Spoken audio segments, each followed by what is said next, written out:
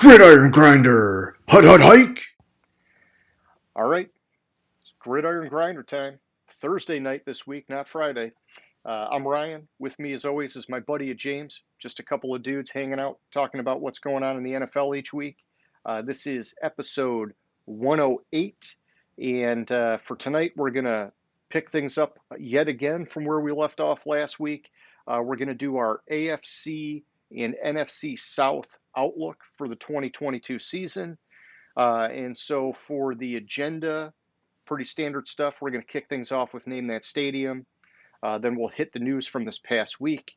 After that, we'll dig into our outlook for AFC, NFC South, and we'll close things off with Question of the Week. And so, with all that being said, how's it going tonight, James? It's going good. How's it going with you?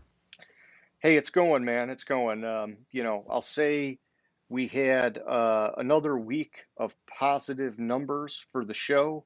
And so I think people are liking this segment. They're liking, they're probably getting excited because football's almost here. And I know it's just like, small time for anybody else, but it's pretty big for us. So I'm happy about it. But, hey, for anybody who's watching, let's keep it rolling, man. Hit us up. If you haven't subscribed, come on. We want those double digits back. Fuck yeah. Yeah, fuck yeah. That's what I want to hear. Okay, so let's move it over, James, and let's talk Name That Stadium. This is the part of the show for anybody who's watching. You can see James is out there traveling the country. He's got a different stadium in his background every week, and it's simple. We're just asking if you think you know what stadium that is, hit us up in our comments section. If you're the first person to get the right answer, we'll give you a shout out next week's show. And so, James, where were you at last week, man? Last week, the obvious one, I was at SoFi. Basically, we were going over the Western Division, both conferences, and I thought the best two teams, possibly the best two teams in both in NFC and AFC, are based in SoFi Stadium, so couldn't resist. Yeah, that's like a double whammy of sorts. I like how you did that, and you kind of gave a little clue to people as to what stadium you might be in tonight. And I know which one you're at. That's actually one of my favorite stadiums, so that's cool. But let's see if anybody takes us on this week, man. We didn't have any takers last time, and so I keep telling you guys, it's a super special shout out. One day there might be swag. Come on, get in on the action, but Well, not so much. some people just don't pay attention. The picture I used last week, I mean, as soon as I put it up on my Skype, my wife was helping me with the lighting a little bit, and she's like, "Oh, you're at SoFi," because right above my head it said SoFi Stadium. Yeah, yeah. I mean, there were some obvious things sticking out. I got you. So All right, just cool. pay attention. Yeah, pay attention and it just if you don't know, just guess. I mean, we're not going to make fun of you. We want the interaction. So, but all right, let's move it on. Let's do our recap of the past week. And so, James, man, I was going to ask you if you watched episode 2 of Hard Knocks, but you told me right before the show you didn't. Bummed out. You missed some pretty cool stuff, but I know you'll watch it. I know you'll catch up on it. You just didn't have time, and we're doing it early, so you get a free pass. But man, Malcolm Rodrigo, as they call him, looking good so far for a shit. I think he was a 6th round pick. I know it was late, but um, Yeah, and something like that. it's tough to evaluate because you know he's new. He's a rookie. There's not a lot of tape. It's a small sample size. But also, the rest of the Lions linebacking core is like super freaking weak, and it sucks. But I like this guy. I'm hoping, we caught a little diamond in the rough with him. Be super pumped about that, man. Yeah, it was a 6th round pick, number 188 overall. Thank you. And I'm not gonna spill the beans for the rest of it, but it was a good episode. The first one I think there was so much hype for us as Lions fans that the second one I kind of had to slow myself down a little bit, but It was still good, man. You'll like it. So I'll keep it. I'll keep that tight of a lid on it. Okay, moving on here, James. A week goes by, not a week goes by, that we can't talk about Deshaun Watson. And, you know, hopefully there's an end in sight. And it sounds like we've got at least some resolution here. You pointed it out to me earlier, I think yesterday or maybe earlier today, that him and the league, they've agreed to a revised punishment, whatever you want to call it. He's going to be suspended for 11 games and pay a $5 million fine now. Yeah, it's fucking bullshit. I mean, the league caved. They should have stuck with their guns. I guarantee you that the independent arbitrator was just Yeah. going to give the league what the fuck they wanted and suspend him for a full season. But no, there's some interesting aspects to it besides just the suspension. Um, he has to go through, what was it? There was Oh, this they're weird. they're like approved massage therapists or whatever.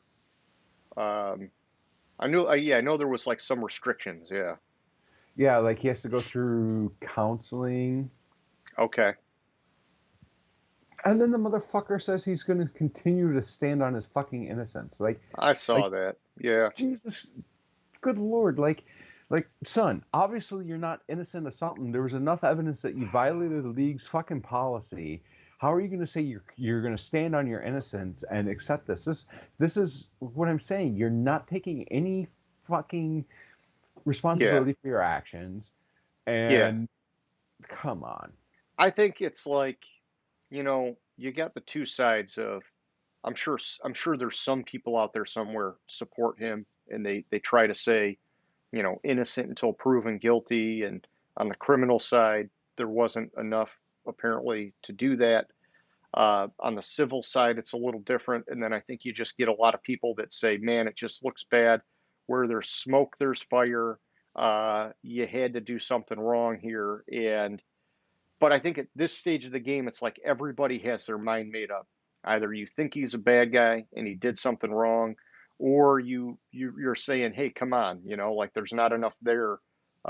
Don't be wrongfully convicting a guy until you got that evidence. And so I think everybody's kind of made up their minds. And unless there's like some new piece of evidence, I would say probably the vast majority of people think he's in that bad guy camp. Okay, so first and foremost, you don't have to be criminally convicted to have violated the personal conduct policy. I Yeah. will I will cite the example of Ben Roethlisberger. Oh Ben yeah. Roethlisberger was suspended for violating the Six personal games or conduct whatever. policy. Yeah. Six, was it 6 games? I was thinking it was four, but it might have been Oh, six. maybe it was For four. when he was accused of rape. He wasn't criminally charged because there wasn't enough evidence. And there's a difference between not having enough evidence to charge somebody and being found innocent.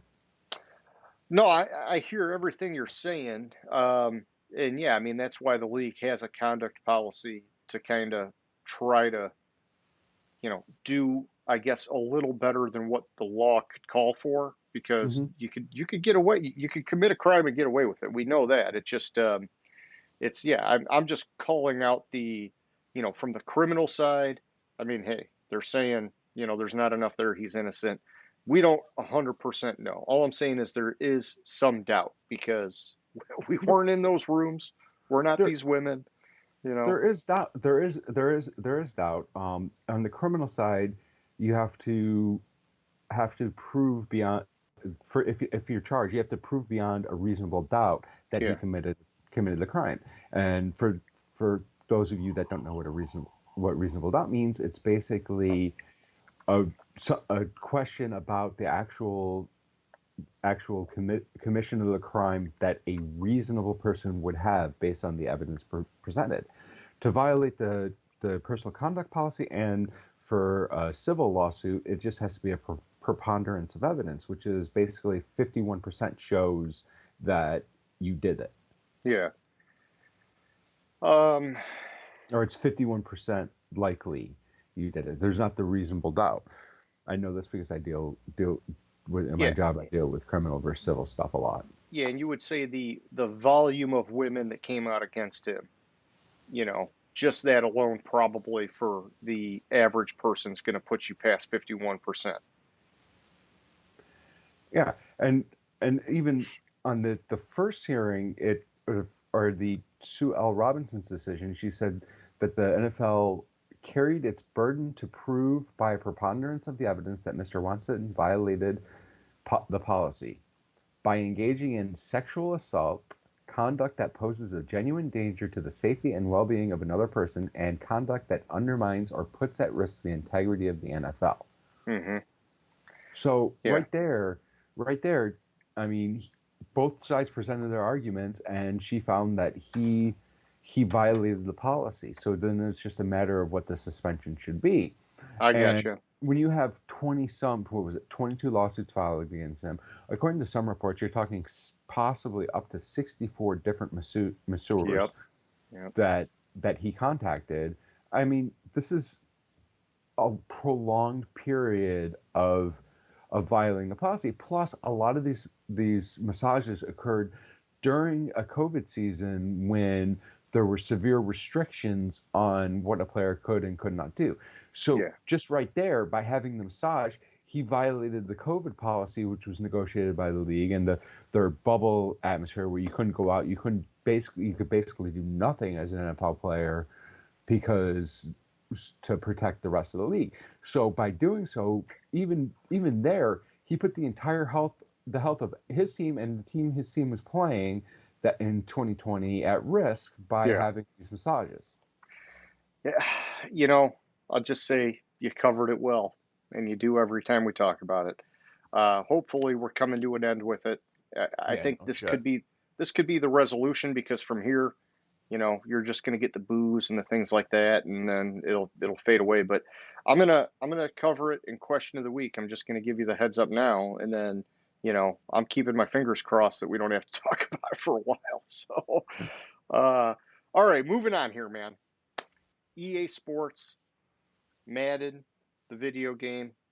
You know, James, I read an article the other day saying that they are going to be making significant changes for Madden 23, which, you know, I guess I thought it was out already, or, you know, they got the cover and everything and they did the ratings, but I guess maybe there's still some software things or whatever they can be working on in the background, or maybe they already did and they're just part of it and people are, you know, waiting to experience it. But you know, it's like this, and I say this from personal experience, but I know there's like a massive group of Madden loyalists that have gotten frustrated in recent years.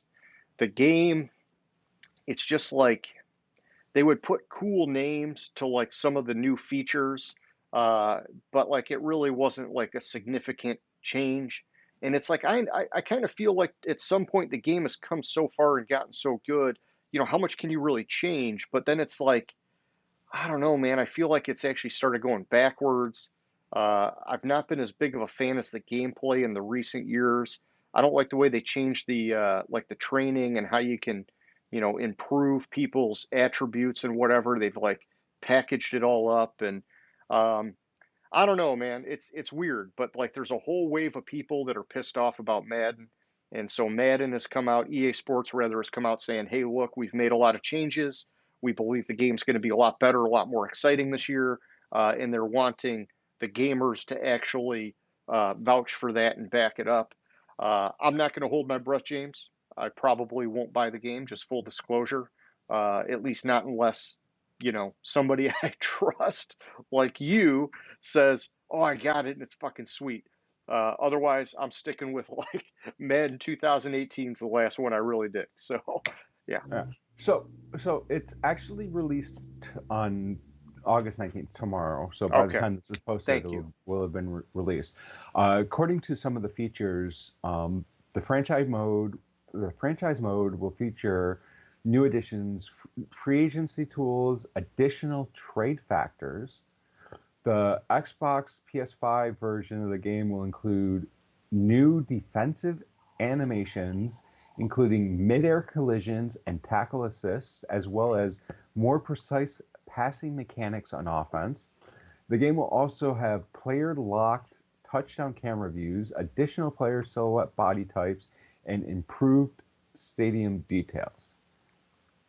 And the best part about this is Madden set up a phone line for gamers to call and complain about players' ratings being too low. What about the ones that are too high? They're not It doesn't complaining say about that. that? It just says too low. Okay.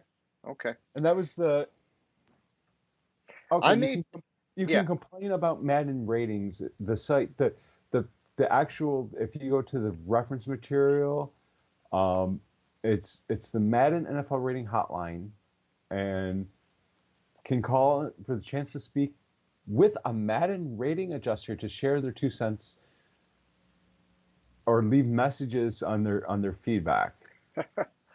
Well, that's good. You know, they're And for trying. those that are watching, the number is 689-278-3030. And we'll pop it up on the screen, but we won't because I'm not going to take the time to do that. But thanks for giving them the number, James. I would bet that the majority of the people playing Madden and watching the show don't want to make a phone call. They would rather Oh, probably text somebody or hit them up on their contact us part of the webpage. So, but yeah, hey, you know, I've loved Madden for years, and it's a bummer the guy passed away, but the game will go on, and you know, hopefully their revamp of it gets me excited again and gets me back into it. If not, it's okay. I'm fine playing the old one. I'm still gonna play Madden. It's just, you know, if the new one doesn't get me fired up, then so be it. so I'm gonna send you the link to this website because it has a snapshot or a screenshot of apparently in-game action, and it looks pretty good. Okay. So I'll just send you that link so you can check it out. All right. All right. So while you're doing that, James, oh, I got the beep on Skype. It's there. Uh, Derwin James signed a Yes. nice, hefty extension, 4 year, $76.5 million. Good for that guy. Um, you know, it's one of these ones where early in his career, the guy was hurt a lot, and people were wondering, was it ever going to work out for him? Because when he's on the field, he is electric, but he missed a ton of time, and it's like he stayed like just healthy enough at the right time to get the deal. And I'm hoping this isn't one of these crazy like running back curses or trends where now that he's paid, the injuries are going to keep popping up, especially because the Chargers are primed. And James, man, I like this guy. Watching him play, holy shit, he is like a rare breed, man. Yeah, he's freaking phenomenal, and I like Jalen Ramsey's reaction to it. Apparently, Ramsey's because they played at Florida State. Um, Basically said, "Let's go, dinner on you now, little bro." Yeah, hey, you make the big money, man. You got to support that entourage. Of course, Jalen Ramsey's not hurting, so you know it's all good either way. Okay, so next up, I got Drew Lock, James. I believe playing right now is out tonight No, with COVID. oh, yes, Oh, yes, yeah, his team is playing right now. Yeah, he's out for yes, yes. COVID, with COVID. And you know, it's strange because I read an article the other day where this guy was like pointing out some of the comments that Pete Carroll makes, and it's like they're saying, you know, Geno Smith, slow and steady, unspectacular. Drew Lock, you know, he has like these random splash plays that are really exciting, but then he also has like the random, just really poor mental error and has a fumble or a pick or whatever. And it seems like Pete Carroll is like messaging that he really likes Geno Smith, which makes sense because he's a run first guy. Geno Smith gives him that safe game manager quarterback. I just hope that they can squeak something out of their defense. Otherwise, I mean, they're just messed up this year. I mean, we talked about them last week. I got them at the bottom of the barrel. Yeah. I don't know what to say about. I seriously, I don't understand what the hell they're thinking up there. Is there something that we haven't seen out of Drew Lock or Geno Smith that makes us think that they should be a starter? I don't know, man. I really don't know. I think it's oh no, it wouldn't let me pull up that page. I'm trying to go. I just got the link. Um, it's like for both of these guys, I don't know, man. I just see them as backups. And Geno Smith, he's shown me a couple things here and there where I'm like, okay, maybe, but still backup level. And it just seems like this was like a big quarterback shakeup year. They had an opportunity to make a move and they didn't do it, and that's fine. Maybe this is like Pete Carroll saying, hey, you know what? Fuck it, we're gonna tank, and there's a lot of quarterbacks that look good coming out next year. We're gonna get our guy. That gives me time to rebuild the defense, do my things, and then we'll pick up where we left off. Who knows? Yeah. So I was looking at one article, and it was for them, and it was the top 200. What was that? Let me get back. Top top 200 PPR fantasy football rankings, Okay. and it doesn't have either of them in the top 200. Oh, no way, dude. They were I was telling you like when I looked at them on lineups, man, they're both the bare minimum 67 overall rating, man. So a little bit about these lineups. There's 67 wide receivers, 11 kickers, 26 tight ends, 60 running backs, and 26 quarterbacks. The Yeah. lowest rated quarterback on their list is Zach Wilson, Okay. which And somehow what's his rating? Does it show it? they have him at number 193, 26th best quarterback in the league. Oh, I was going to say, do they show a rating for him? I bet he's like if we looked at lineups, I bet he's at the bottom with a 67 too. In fact, I'll check it out because yeah, I don't know, maybe because last year was his rookie year, maybe they gave him a little bump, a sympathy bump. I love looking at lineups, man, and I found that they're pretty close uh, to the Madden ratings as long as the player is a 67 or above, because lineups stops at 67. Madden brings guys all the way down into the 50s, which that's nice too. And I always, man, it's like every time I used to play Madden, it's like obviously you're cutting those guys, like Mhm. I know they got to be in there and that's fine. And I'm sure, like shit, man, if I was on Madden with like a 56 rating, oh my God, I'd be, it would like make my life, man. And so it's like, I don't want to knock those guys. It just, you know what I'm getting at. Yeah. All right, Zach Wilson. Oh, he's got a 72, James. A lot more than I thought. But, like I said, his rookie year was last year. Yep, Geno Smith and Drew Lock, 67, bottom of the barrel. Nothing's changed. And lineups does update their stuff quite a bit. So, if one of these guys starts playing better or whatever, they might get a little bump. We'll see what happens. And so, James, moving on. The last piece I got here is talking about Malcolm Butler for a second. Super Bowl hero back in the day with the Patriots, and then brushed away, bounced around Tennessee, Arizona, back with New England. Um, Looks like he's been moved to IR. He's going to be out for the season. And so whatever you want to call it, the homecoming to New England didn't last long. I heard he was on the fringe of making the roster anyhow, it's a bummer. I like him a lot, but hopefully he gets healthy and he comes back somewhere else next year. So,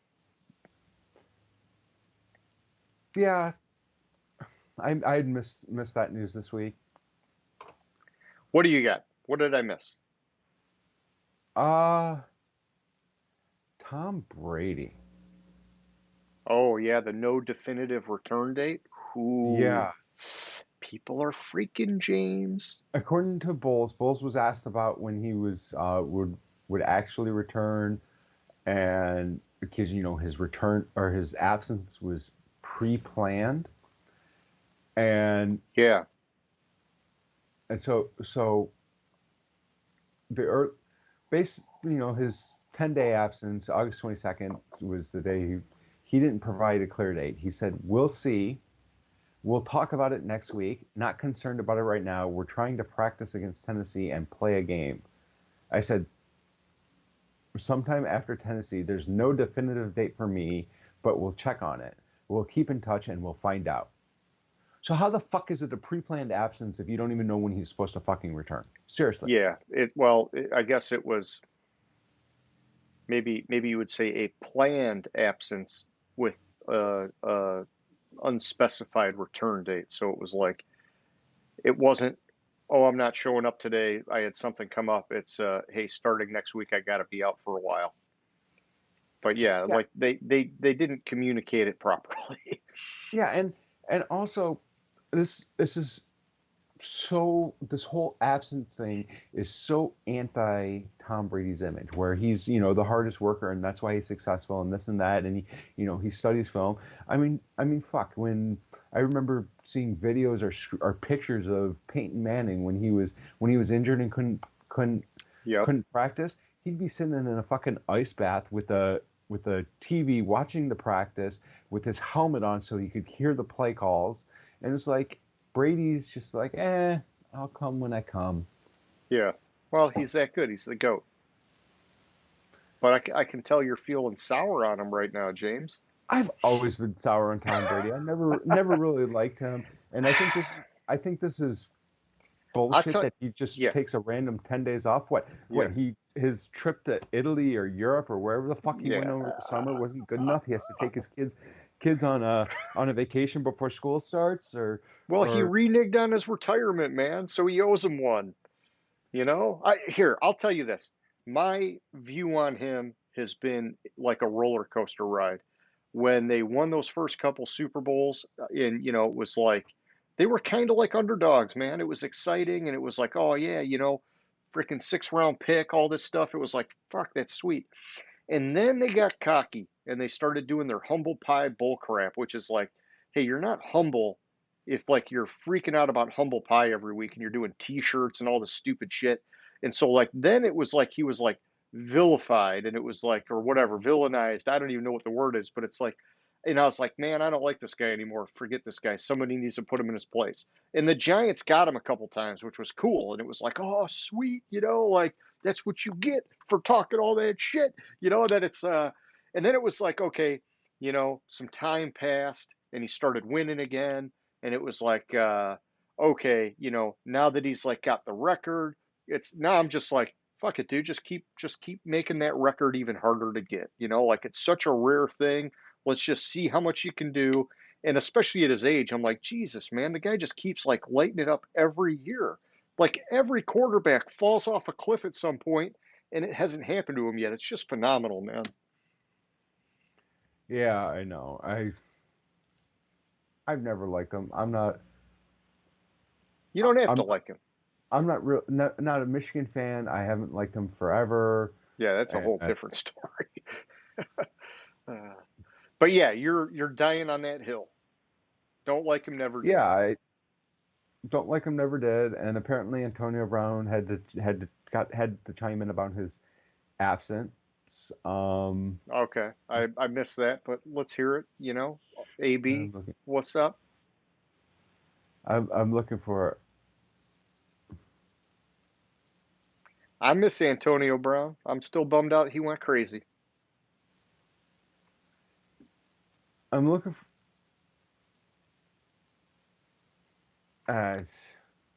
In fact, maybe that'll be a future question of the week.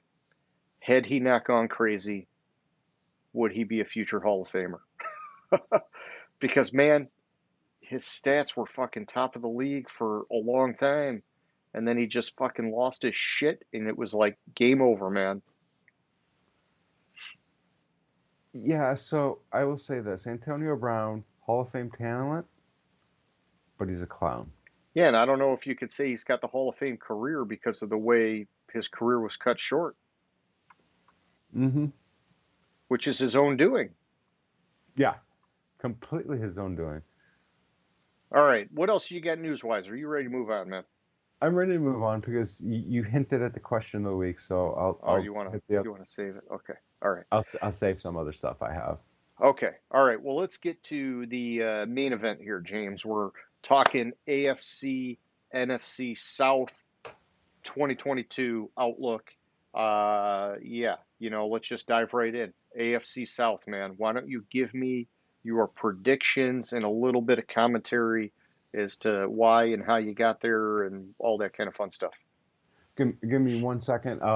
So I just realized that I had to restart my computer right before we started, and I forgot to reopen my notes, so I just had to get it open real quick. All right. So Mm-hmm. you said Mm-hmm. AFC South. Mm-hmm. All right. So I have Jacksonville at the bottom at 3-14. Okay. I have Houston at 4-13. Okay. Then I have Tennessee at 11-6, Okay. and I have Indianapolis at 12-5. So Jacksonville, I think they were. I think the new term is going to be urban mired. How like you have the Jets who are players for the Jets. They get Jetsed or they get Gaced if they were coached by Adam Gase. I think this is going to be urban mired.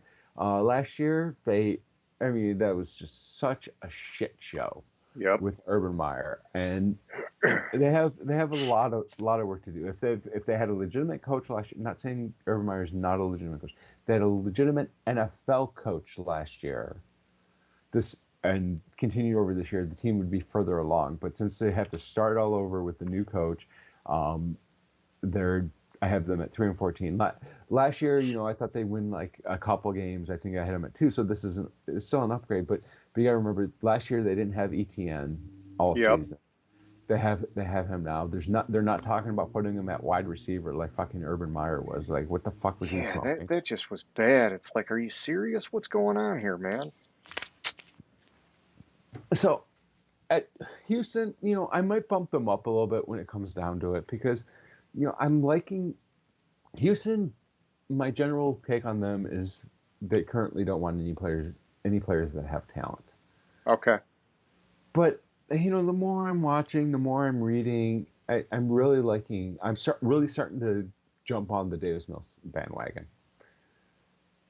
and Yeah, I, I'm hoping the best for that guy, man. yeah, He's definitely been a major overperformer. I mean, that guy is earning it every freaking day. yeah, and they made a move or two that actually had talent coming in instead of just trading away all their talent. So they might actually, when it's all said and done, bump up like a couple games, maybe even 6 wins this year. Last year, I thought they would win 0, and Yeah. they won 4. Yeah, I mean they So I they couldn't, they worked hard, man.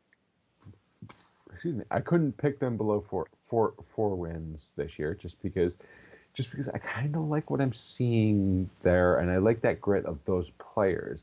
I think it was a shame that they fired, was it David Culley? Yep. Yeah, I mean, he got 4 wins out of a crap team. It's like, give the guy a chance now.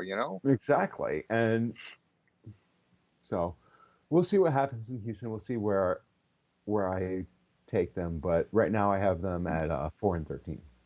Okay. Tennessee, you know,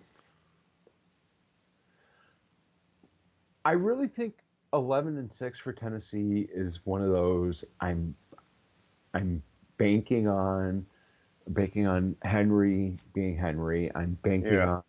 on like I'm banking on Tannehill being able to be halfway decent. I'm banking on that defense turning it around.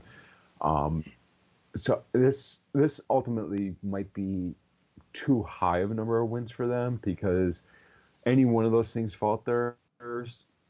Yeah, I don't know how It good could this be team can be. ugly. But then again, last year when Henry went down, I said, "Oh, you can forget about Tennessee," and they still won the division. What Yeah. they win last? Were they 12-5 last year? 11-6, something like that. James, we talk about it every year. The talent on the roster is always way lower than their output, which just goes like to show how above and beyond Vrabel has been as a Mhm. coach for that team. Yeah, and it's like with them.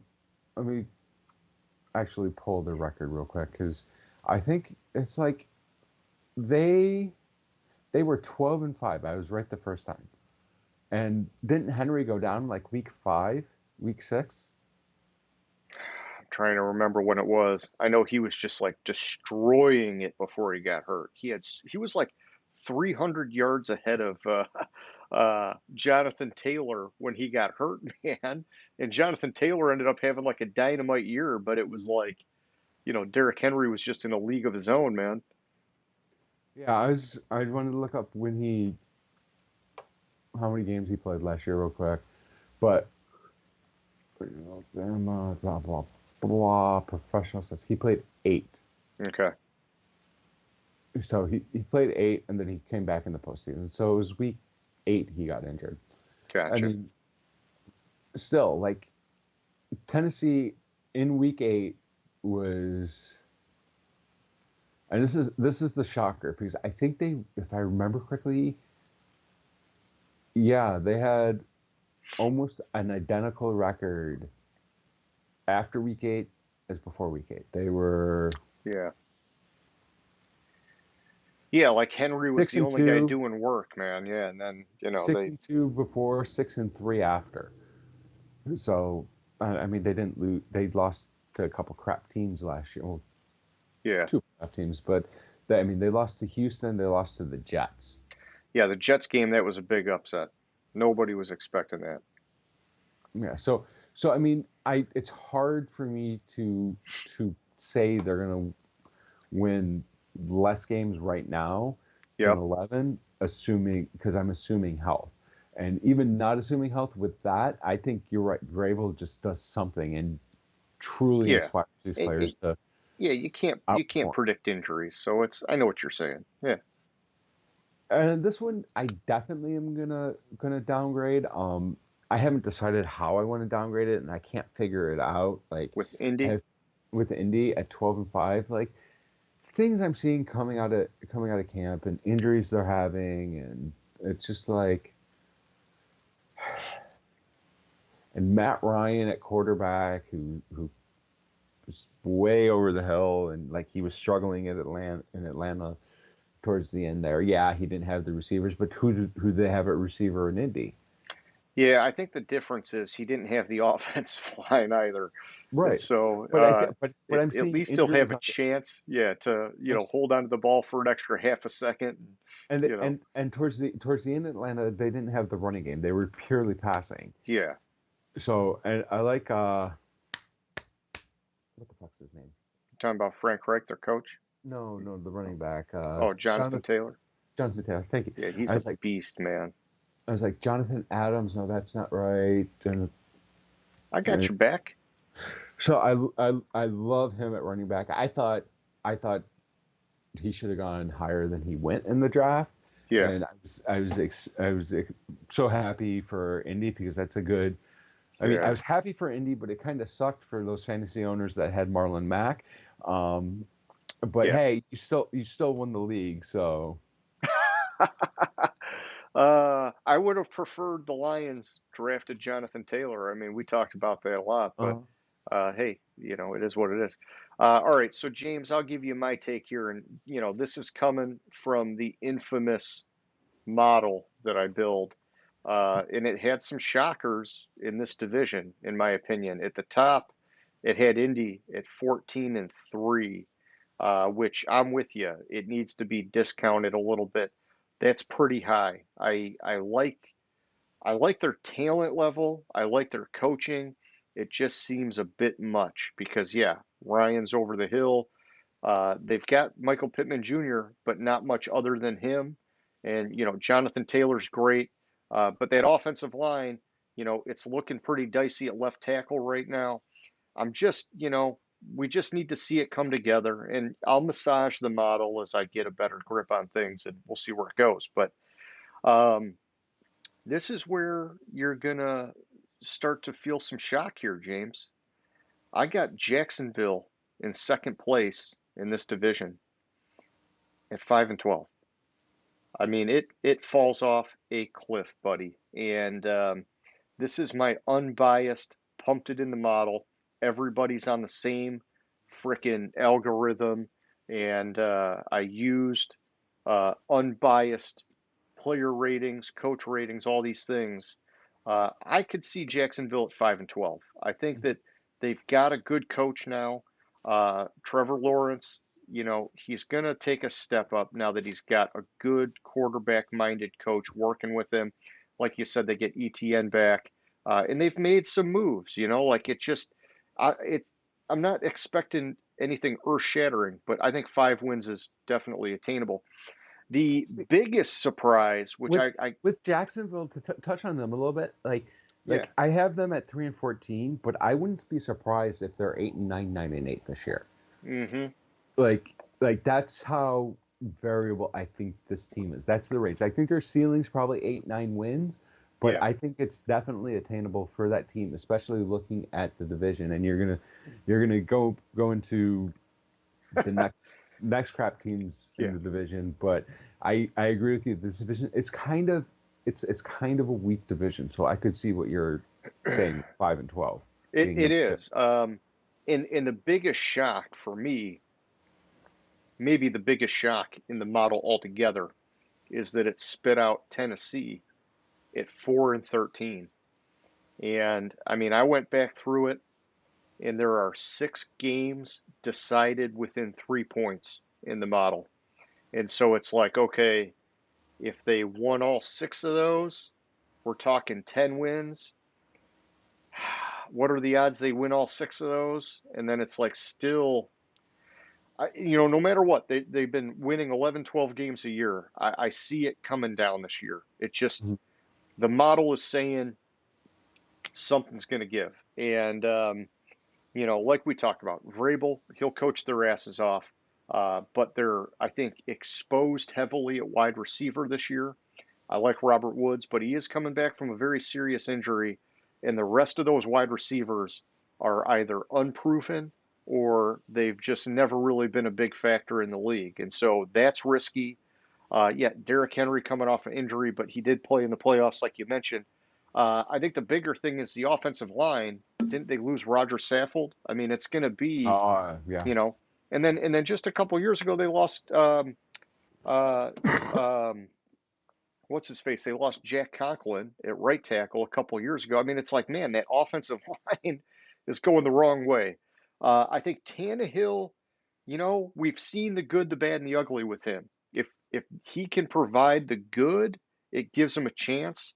If he pulls a Carson Wentz and says, "Oh my God, there's a rookie nipping at my heels, and I'm just going to collapse," I think this team is in big time trouble. And the defense, man, the defense, that's really where they're the weakest. When Mhm. you look at their player ratings, the defense really is in trouble. But that's like the part that, in my opinion, Vrabel coaches them up the best. And so it's like he's just got to work some magic this year, man. And I hope he does because I love Vrabel. I want to see this team succeed.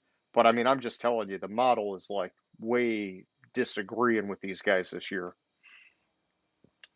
And so then, yeah, the bottom of the division, I got Houston, and I've got them at 1-16, which I think they will beat that.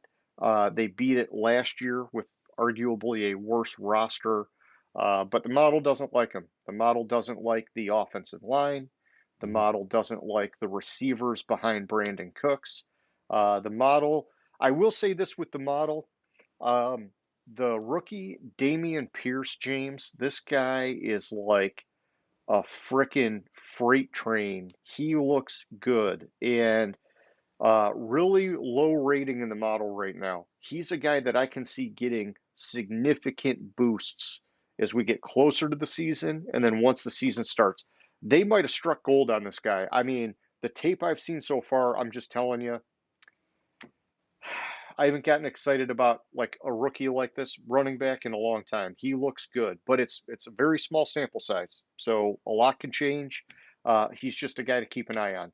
And then on defense, we know their defense is weak. They've been losing pieces for a long time, um, and I'm not really even sure what to say about their defense. I mean, they drafted a cornerback high. It just they got an uphill battle. 1 win, that's drastic. That's what the model's saying. Yeah, they should at least get to 3 or 4. But the Mhm. model says 1. Either way, it's got them at the bottom of the division. That's where they're at. Bing, bang, boom. All right, to the NFC South. Yes, please. This one I had a little bit of movement, and I had a little bit of not so much movement because I have to. I'm waiting. So at the bottom, I have Carolina at 3-14. Okay. I'm kind of waiting, trying to wait to see who. Yeah, it's going to be Baker Mayfield, but I want to see Baker Mayfield play in that offense a little bit Yeah. as the starter and actually be named the starter before I move them up at all. I think they Yeah. have some movement up, but with Baker Mayfield, I don't know how much. I think next year Matt Rule's offensive coordinator in Back in college. college somewhere. Yeah. Yeah.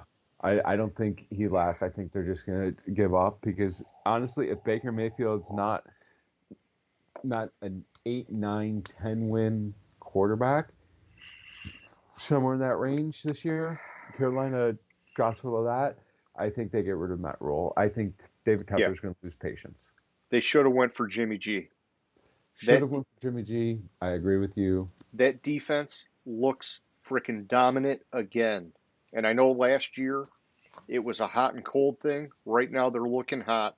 You got McCaffrey back. Holy crap. If they just would have gotten Jimmy G, I'm telling you, it's at least a 500 team. They Mm-hmm. totally freaking messed it up, man. Yeah. But I guess, part of that's because they traded away all their freaking draft capital already and all sorts of other stuff. So whatever. But it is what it is. Keep going. So at and second to last or third place in the division, I have the Falcons. The Falcons. I don't know how to predict the Falcons. Like Hey, Mariota torched the Lions, man. for what, like 115 yards, and yeah, And big it's deal. the Lions. It's not And good. it's the Lions. Yeah. I don't think Mariota is ultimately the starter in Atlanta this year. I think it's what's his face. Desmond Ritter. Yeah, Ritter. Thank you. I always get those confused, like Ritter and Willis. I get them confused I got you. for some reason. I don't know why. I just get them confused. Last week I was talking about Willis, and I said he went to Cincinnati, and Oh yeah. Hey, like I say, I got your back. our second place in the division, and this is where the Well, movement was. what was the record for Atlanta? Just so I got it. 5-12. 5-12. Okay. And that's subject to go down if I move Carolina up because if I look at it real quick, I think I had Carolina beating. Yeah, you No, could. Yeah, I you had could Carolina swap a win. losing. I had Carolina losing both games to Atlanta. Yeah, that's right. So Okay. that's those two teams could be. They could ultimately end up flipping. I don't know. Second place in the division, and this is where I had my movement was Tampa Bay Okay. at 10-7. I actually dropped them down by two or three wins. And it's pure and simple. I think this 10-day absence of Brady kills the chemistry of the team, kills the chemistry of the quarterback to the wide receiver, kills the work ethic of the team. I think it's a detriment to the team. Yeah, Brady might be refreshed after whatever the fuck he's doing for these 10 days. Yeah, they'll spin or it the right way. 2 weeks, but I think it detracts from the team. And having to answer these questions in the preseason, probably possibly going into like week 1 through 2 or 3, where you have to answer questions about even all season. Is this Tom Brady's last year? Is this Yep. this? Is this that? I think it becomes a distraction. And so Okay. I have Tampa Bay at 10-7. And you got them making the And then playoffs still or no? I do have them making the playoffs. Okay. I have them losing to wow, that's interesting. I have New Orleans at 11-6, winning the division. Okay. I bumped them up. I think New Orleans' roster is more talented than Tampa Bay's roster as a whole. I got you.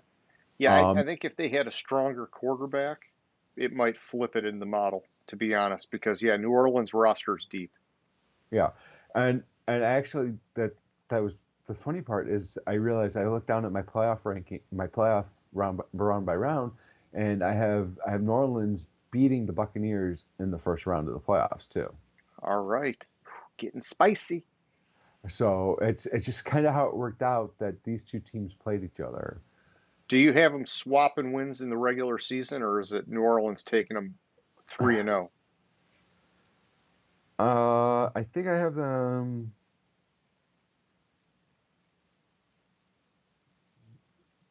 I'm just curious because a lot of times, they say the good teams they go back and forth, and so it's like they say when playoff time comes, it's like whoever is coming off the loss has the advantage to win because they know each other so well and they're evenly matched enough that it's just like punch for punch. It just goes back and forth. I had Tampa Bay losing both. Okay, hey, no biggie. I was just curious. So you got Tampa Bay 0-3 against New Orleans this year. Yeah. Man, that would be like Dennis Allen he'd get like a freaking trophy. They'd be like, we're gonna like bronze you out in the parking lot because everybody's expecting some collapse without Sean Payton. Yeah. And I and this is kind of where I thought it would be in my early records. I thought it would be like this, and I went back through it and kind of, and then you had the Brady stuff, and I was like, I I finally said, okay, New Orleans is going to win this division. So we'll see. I think since I have New Orleans at 11-6 and I have Tampa Bay at 10-7. If they swap wins, it could be Tampa Bay winning the division, then over New Orleans, because then they would have identical records, and I haven't gone through the tiebreakers for it. Yeah, yeah, they're close enough that anything can happen. I get that. All right, so for me, I'll give you my top down is Tampa Bay at 14-3.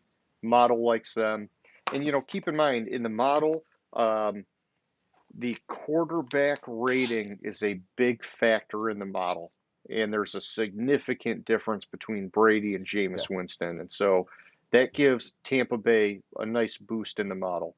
But I do like what you mentioned about the Saints roster being deep because it really is, and it's like all across the board. They've got talent everywhere. I mean that's really impressive team building, and it's, somehow they work out the fake cap situation. So. But then I've got and with Tampa Bay, um, I've heard some rumblings about offensive line issues, which you expect. They lost some guys, they've got some new guys, they're rotating some guys. They're trying to figure out. I think they'll figure it out. Um, and they had their center get hurt, whatever, some stuff there. But the big thing I want people to keep an eye on is, man, they're saying the talent in the secondary this year is just off the charts. Like they're saying they could arguably have the best secondary in the league this year. And, you know, um, we'll keep an eye on it. Antoine Winfield Jr., he's jumped up big time. They got my guy Sean Murphy Bunting from Central Michigan. Looks like he actually got demoted a little bit because they got Antoine Winfield Jr. playing some nickel action. Either way, I like what they've got going on there. Todd Bowles, man, he's quiet. He's that leadership in 25 words or less. But I'm hoping it works out for him as his second run as a head coach. The Saints, It just James, I've got them. occurred to me something we missed in the news that I Give it to want to me. say. Want to say, what a tough motherfucker. What a tough motherfucker. Ken, Kenneth Walker. Oh, yeah. Go ahead. He had to have a hernia repaired that apparently he had been playing with for a while, and it wasn't a sports hernia. And there was actually like the intestine through the fucking wall Yeah. of which is ridiculous. But what a tough motherfucker to play with his intestine sticking out his core muscle. Yeah. So, James, I'll tell you, I've had two of those surgeries, um, both when I was younger. Not fun. Not fun when it like pops out of your freaking, it's like poking out of your stomach like that. But, um, I was young when I had my second surgery, and the recovery really wasn't that bad. But if you're a pro athlete, man, I could see that really. You got to make sure you get that right because those core Well, muscles, especially as a running back, man. well, also word is he was playing with it for a while. Yeah. Well, and I guess here, let me tell you this, and I don't know his case because, depending on where it happens, it can be extremely painful, or it could be more of like a nuisance. And so, like, the second one that I had was like more of the nuisance variety, where it's like, if I like pressed my stomach hard, if I don't know how else to say it, it would pop that like intestinal piece out and I would just like tuck it back in. And it really wasn't that painful. The surgery was more painful than the hernia itself, but uh, you know, I wasn't a pro athlete. I was like 10 years old, so just my 2 cents on it. Yeah, But yeah, so his availability for week one is they expect him back, but they're unsure. I mean he's a running back. Don't rush it because that's got to be right for him. You wouldn't want him to like re-injure that hernia. Yeah. All right. So Sparty on Kenneth Walker, get better. I got the Saints. It's second in the division, James, at 10-7. I mean, we covered them pretty well talking about both them and the Bucks. At third, I've got Carolina at 3-14. I'm with you. They're a disaster. They need Baker to step up. Uh, I do think, looking at the model with them at 3-14, I think this could be a situation like we've seen in past years where their defense carries them a little bit and maybe they get to five or so wins. And a lot of it all, too, depends on McCaffrey. If he stays healthy, it's a game changer for him, but he hasn't been able to stay healthy. He's been discounted in the model because of that. And so it's tough. It's tough. And then at the bottom, I've got the Falcons at 2-15. I like what Mariota did against the Lions. He looked sharp. He's a veteran quarterback. He's finally getting another chance to start. But I just don't see enough talent on this roster. The wide receivers, Drake London got hurt. Hopefully he's okay and comes back. But you'd be counting on a rookie to really step it up. And then we've talked a lot about Cordero Patterson. Can he really replicate what he did last year when it was kind of like a gimmick role? I was shocked it worked as well as it did all year, man. And I hope it does because it's nice seeing him like really get some action. But then the defense, they haven't had a freaking pass rusher since like 1987. I don't even know. It's like been so long and so bad that they got AJ Terrell at cornerback and like that's it. They're talking about Deion Jones maybe being out. There's not a lot to like about Atlanta, which is a bummer because I like Arthur Smith. I want him to succeed as a head coach. I just don't think he's being put in a position to succeed. And there's only so much you can do. So, yeah, that's the long and the short of it, James. Yeah, I can't really argue much because I could see my picks going, or Atlanta being bottom of the barrel this year. Is that what you're Maybe trying to do? Are you trying to argue with me? You no, started that with I can't argue too much. Are you trying to argue with me, James? no. It was a way to agree with you. Okay, I'm just saying. I mean, we can argue. We can It play was a devil's advocate. it was a You know, statement of agreement. I'm just saying, if you're gunning for me, motherfucker, then I'm coming after you. So, you know, let's just make it clear. All right. Well, hey, that was it. AFC, NFC South, 2022 Outlook. Any closing thoughts on that before we go to question of the week? As I was saying, Oh, okay. I in no way can see Tampa Bay going 14-3 this year. Mm. No way in hell are they going to win 14 games. So you do want to argue with me? Just that one point. 14-3 is a little bit high for the win total in my mind. I agree. It does seem a little high. I don't put it past them. I think they'll get to 12 unless Brady's arm falls off a cliff, or maybe we find out he's hurt and he's been hiding something or whatever. It's all What very if he just suspicious. doesn't come back from his leave of absence? Well, yeah, then they're effed. Then they're Yeah. not. I mean, then it's under 500. I'll tell you that. Um, but yeah, no, that's cool, man. I mean, you know, the model likes Brady. The model likes the talent they have Mhm. for Brady in terms of depth at wide receiver, strength on the offensive line, assuming they work out the kinks. You know, Didn't they Fournette. lose a wide receiver? Didn't like Russell Gage get injured? So you know, like their top three guys have all been dealing with injuries in one way or another. But the last I heard, they were all looking like they're on track to maybe Godwin being later than others or whatever, but that they feel like they've got it all covered except maybe at tight end they're a little bit weak.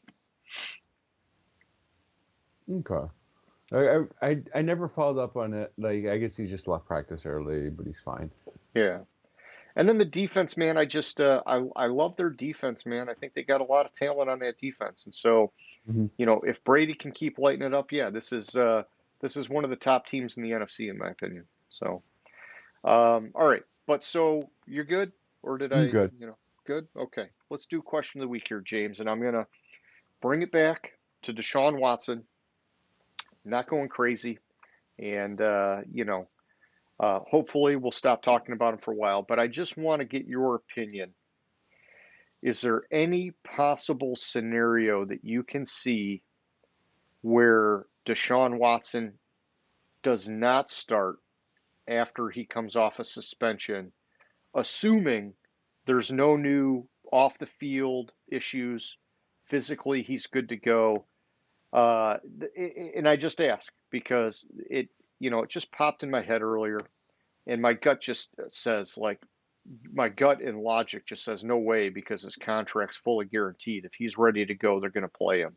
But then a part of me says, okay, even without him, the model has this team winning a ton of games, and Jacoby Brissett has shown a lot of good when he's come off the bench. You know, and they got a soft start to the season. What if they have some crazy run where through 11 games, they're like fucking 9-2? And then you couple that with all their road games, people booing for Watson, even though he's not even starting. Could you see them just saying, hey, Brissett's hot, this team is hot, just keep it going, man? So the real question is, when does Washington actually come back? Okay. Yes, his suspension is 11 games, but that can be extended because there's conditions on reinstatement. All The right. condition. So, yeah, explain it to me so I'm crystal clear. Okay, so Watson cannot come back to play in the NFL until he goes through what they called a the settlement requires compliance with a professional evaluation and treatment plan by a third-party behavioral expert. If he doesn't comply with the treatment plan, his reinstatement can be delayed. Okay. So here's the question for you. Watson is showing no remorse. You're right. What if part of the treatment plan They flagged is that. no, what if part of the treatment plan is he's asked to show remorse, and if he doesn't show remorse, then he's not complying with the treatment plan, so he won't be reinstated. And I'm talking about true remorse, not bullshit Yeah. fake remorse. Yeah, you're talking these are trained professionals that are going to get to the root of the issue and find out if he really is Hmm. remorseful or not. So you're saying there's a chance that he doesn't even play this year? There's still a chance. He even after the settlement, he said, "I'm going to continue to stand on my innocence." Just because settlements Eh, and things like that happen doesn't mean that a person is guilty for anything. okay.